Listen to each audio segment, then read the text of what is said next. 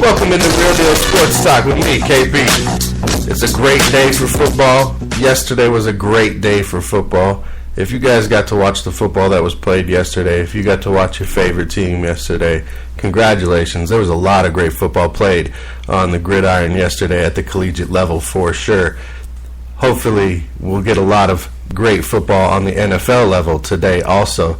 That will be something to look forward to for sure. We'll hit the NFL games. We're going to go over some of the games that we talked about yesterday during the college football kickoff with DC3PO and Chris Rupert from the DirtCannon.com. We'll hit some of those games up because we just got to talk about them again. And yes, today, I know I forgot to talk about the Cy Youngs and MVPs yesterday. Sorry, my bad. We're going to get to it first today. So we'll get those out of the way. We'll talk about them. Then we'll hit up the college football from yesterday.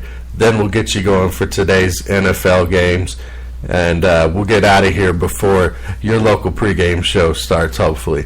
That's the plan. We got a lot to talk about. So let's get into it, shall we? All right. The Cy Youngs and MVPs, they have been announced this week. I know you guys have seen the information. Now it's time for us to talk about it a little bit, right? All right. So let's start off with Cy Youngs. They were announced first, all right? Both Cy Youngs, this was great for me. It was great for me in the sense that I just like when things like this turn out. The irony of it all, I guess, really got me.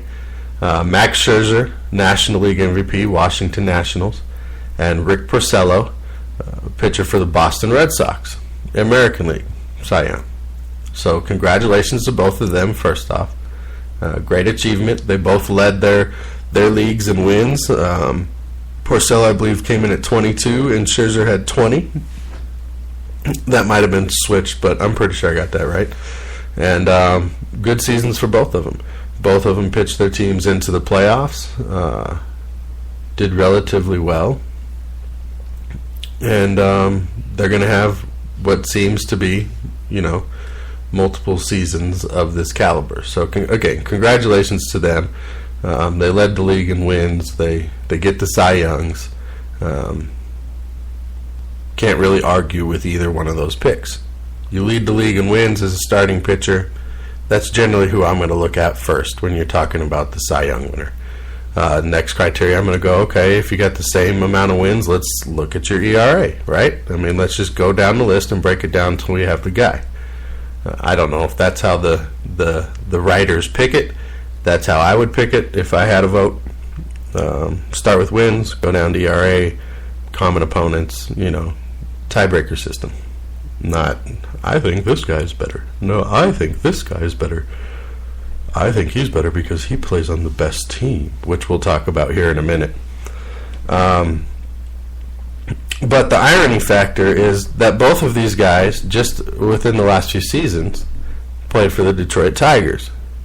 Now, I'm not a big Detroit Tigers fan. They are a team because they're one of the older teams that I like to follow and watch and, wish did well. There is the connection there because I'm a Lions fan, obviously. But to have two of those pitchers on your team that you had to let go or choose to let go or whatever the situation that you decided not to keep them around and let them, sign elsewhere, they have now both risen to the top of their respective leagues. Pretty cool. Makes you wonder what could have been, right? It's another Detroit situation, another Detroit fan scenario where, okay, we've now let two great pitchers go. Where would we have been this season had we had both of them still on the roster? Now we'll never have an answer to that, right? It's not something we're going to be like, oh, here's what they would have been like. But the what-if scenarios, like we've talked about on this show, they're fun to talk about. That's what pretty much promotes and keeps the media in this country going. That's what makes it possible for me to have a show or anybody else to have a show, or the what if scenarios. It riles up the fans, it gets people interested, it makes them go and talk about it somewhere else, it fuels everything. The stories, the what ifs, that's what they are, the what ifs. And that's what we talk about mostly when we're talking sports, the what ifs. It's great. But what if both of these guys were on the Tigers? At one point they were. They weren't dealing it like they were this year. Porcello, he's got that sinker ballness to him. He's got the ball that can just kind of move and drop out. Scherzer was dealing it this season. He tied the strikeout record for 9 innings and had that 20 strikeout game in 9 innings. It's only 27 outs in a 9-inning game. And he struck out 20 of them. That's very freaking impressive. I was going to say expensive. I don't know why my mind got stuck all weird right there. That was funny. But, so congratulations on the Cy Young winners, Max Scherzer and Rick Porcello. Great seasons for both of them. Relatively good seasons. Team-wise, obviously they didn't get to the ultimate goal. But, successful nonetheless. Made the playoffs, strong showing, and expect these teams to continue to be good as well. All right, MVP-wise. On the American League side, we have Mike Trout, okay? That's his second one, I believe, in the last few years, not back-to-back seasons, but his second one by the age of 25, and that's a small group. And then Chris Bryant on the National League side. Now, we're going to talk about Chris Bryant here in a minute, but let's talk about, this Mike Trout kid. He came in, highly touted, Mickey Mantle comparisons, stud of a baseball player, 19 years old. It's amazing he's already in his 5th league in the Major League Baseball, or just completed his 5th season in Major League Baseball. But the comparisons to Mickey Mantle at the time, most people thought were unwarranted. It's like, how can you anoint this kid already? That's the Mantle, that's Mickey, he's the Yankees great, how do you do that? Well, let's just compare it. CBS Sports put out this stat block, side-by-side comparison of Mickey Mantle's stats and Mike Trout's stats during the age range of 19 to 24, those seasons. Okay, Mike Trout played 3 more games. He had 811 games in that time span, and Mickey Mantle had 808. Mickey Mantle scored 642 runs, and Mike Trout only scored 600. That's indicative of the teams they played on, not necessarily, them too much. Yes, you have to be on base to score, so there's that aspect there. But those Yankee teams that Mantle also played on had a lot of other great players that helped get him in when he was also on base. Mike Trout had 10 more hits during that span, 917 to Mickey's 907. Mickey had more home runs, 5 more home runs during that span. He had 173 home runs, and Trout had 168. Mantle killed him in the RBI count during that time. Mantle had 575 RBIs during that span, and Trout only comes in at 497. So that's 78 difference in the RBI count. That's impressive to me, especially in that age range, to just be able to step in and be like, okay, I got this. Average-wise, it's pretty even. Mantle's got him by 200ths. He's batting 308. Trout is batting 306. 2,000ths of a point there. And OPS, Mantle got him there too at 972, and Trout at 963. Thank you, CBS Sports, for putting that stat line together there for us to check out. But it's very comparable. I mean, you can see now why everybody in the media at the time that deep into baseball were making comparisons based on their style of play, their body type. It's now coming to fruition. You now see it, and he wins another MVP. So congratulations there. You can't really argue too much on the AL side who the MVP should have been. I know Mookie Betts up there in Boston had a good season, but I would even argue that David Ortiz was the most valuable player of the Red Sox this season. So yeah, on the American League side, he's probably the most valuable player. You take him away from that Angels team, and I don't know what they would have been like. They definitely wouldn't have been anywhere near. And it's not like they were contenders in the West.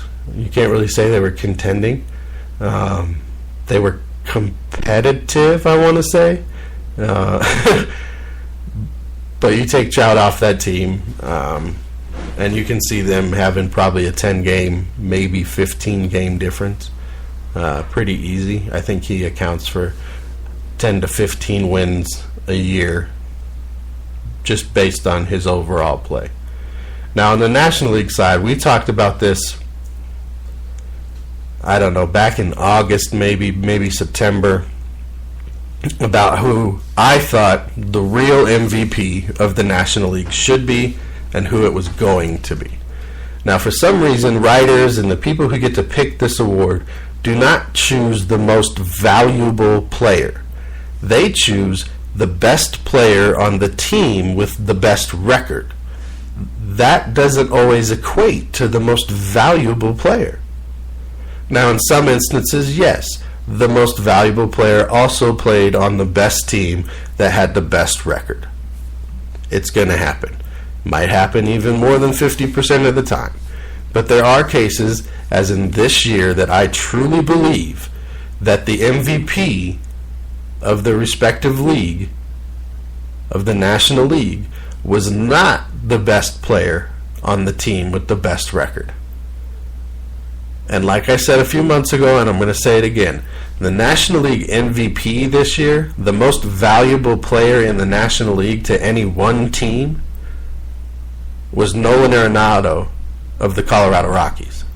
Now, Chris Bryant, great season, won the World Series there with the Cubs, got the MVP this year, Rookie of the Year last year, Minor League Player of the Year before that, Amateur Player of the Year before that. We all know he's going to be great.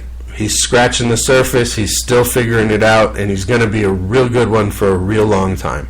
Not taking anything away from what he did this season. He had less RBIs than Arenado. He had less home runs than Arenado. And if you take him off of that Cubs team and you replace him, or he misses a significant portion of playing time this season on that Cubs team, they're still a playoff team.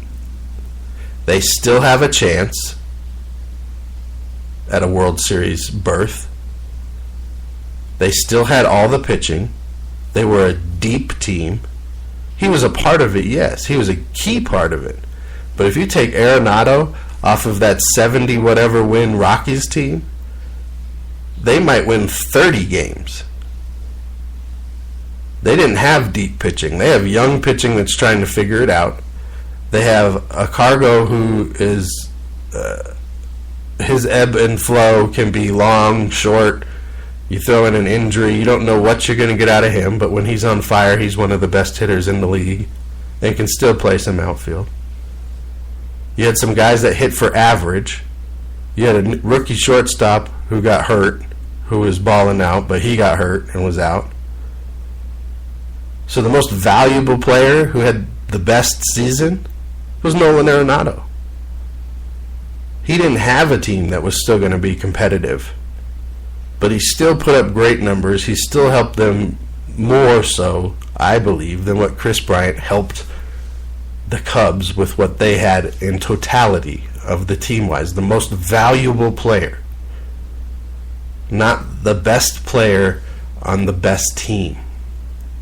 If that's how the award goes, fine. But change the name of it then. Make it the Best Player Award.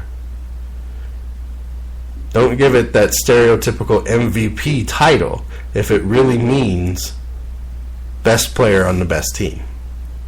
Because I'm fine with that if that's how it's going to be. Just get rid of the stereotype MVP thing. Let's put it on the trophy or the sticker for the kid and call it what it is. And we'll be good. But anyway, those are your Cy Youngs, those are your MVPs.